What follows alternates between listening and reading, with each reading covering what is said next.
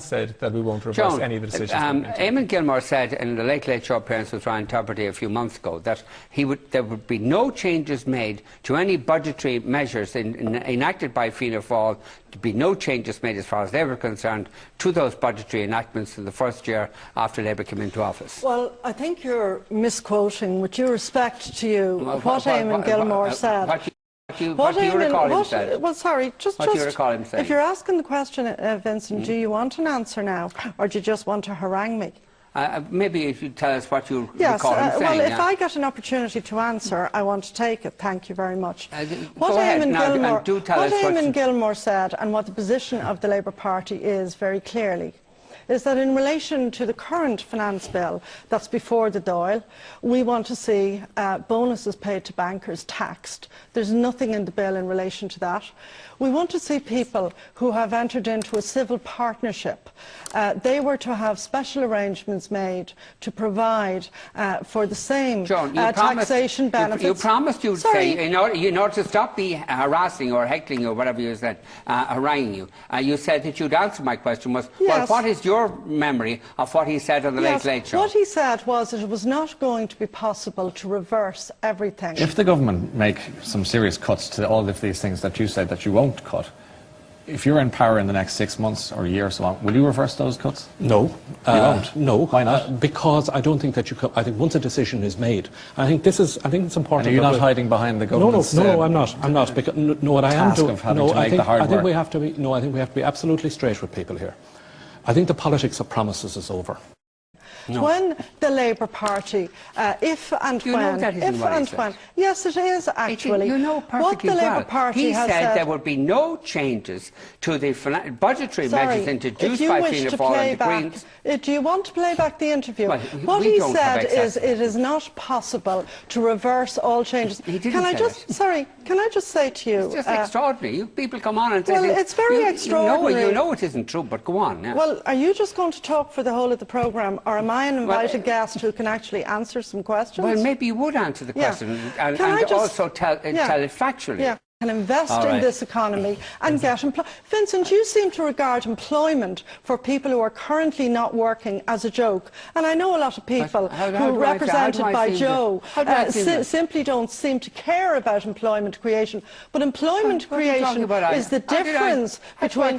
Well, you sort of sneered when employment was mentioned, as though jobs for people who are out of work were of some insignificance. I was just thinking what the average viewer is probably hearing. And they're probably saying the same old stuff on and on again. No, it's not the same old stuff. The central question here is that both Labour and Fine Gael are signing up to the IMF-EU deal. Now, they may... in your view, but not in ours, Mr Higgins. They might... Deputy Higgins or MEP Higgins. I think you're trying to harangue him, Joan. No, but you're haranguing him. I'm not. You're against haranguing. I thought you were against haranguing. I apologise. Sorry, go ahead. I just want a decent debate, dear. They might try... Yes, darling. They might Thank you. Now we're getting to a point where we can have a conversation, Chairman, and a decent conversation that will help people in Ireland. They will say in the course of the election campaign. Can I just remind viewers that the Labour Party stood alone in opposing the bank guarantee. I think people in Joe's political parties, perhaps a couple of months later, cottoned on.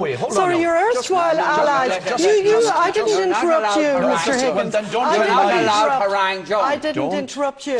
I did not interrupt you, Mr Higgins.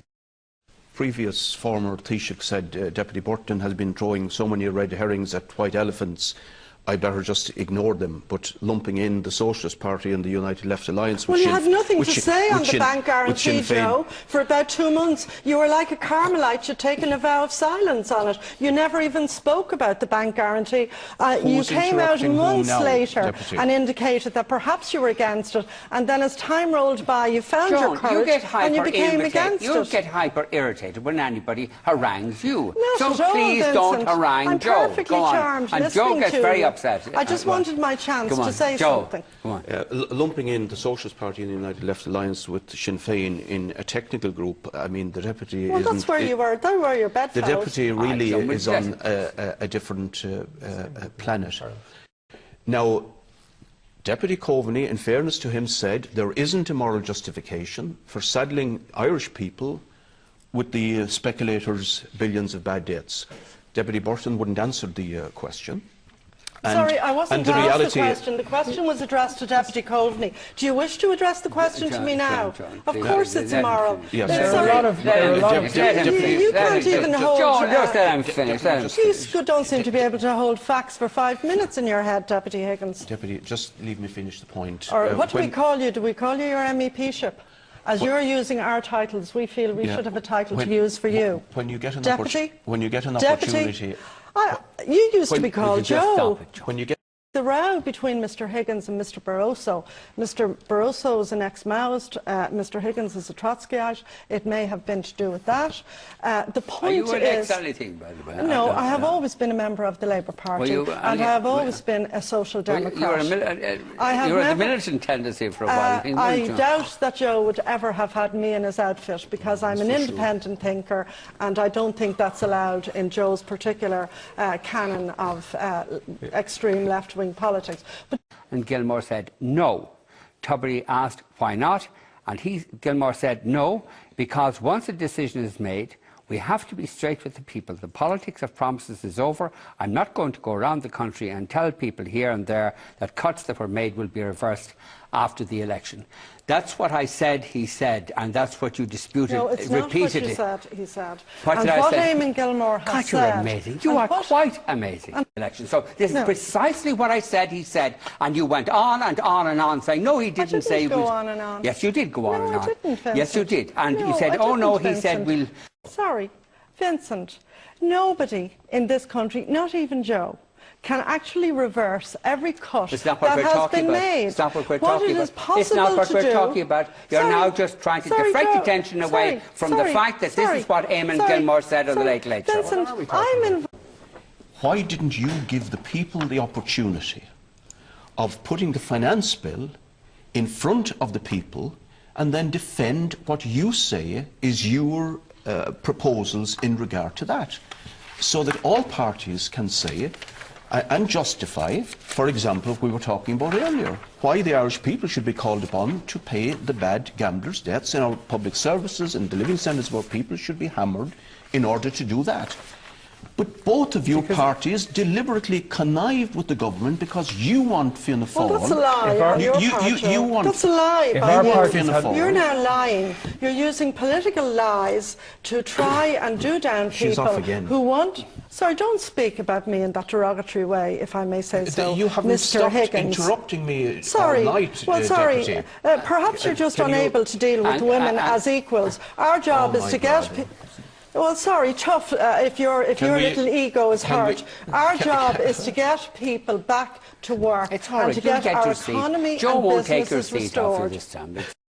You had the opportunity this week to vote on a motion that would, if it was still there, would end the... It is still there, Joe. Sorry, you're technically wrong. There was no indication the Green Party would vote. Joe, you keep on interrupting. You keep on haranguing him. Why don't you let him? Why don't you hog most of the time on the programme, and then you harangue other people or harangue him? You speak in long paragraphs, and I get a couple of sentences. You speak in long chapters. No, I want a couple of sentences. No, I want a couple of sentences. He's actually wrong. Joan, let him finish. Joan, let him finish. Joan, let him finish what he's saying. Thank you. Or Joe, I mean. And will you then let me in?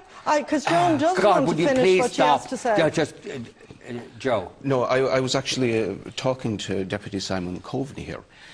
Well, talk away, Mr. Higgins. Talk away. The point is... Would you like to move closer to the government... Here you go. You can't stop. The point is, we have a government that doesn't have a majority. What is the point? Get to the point.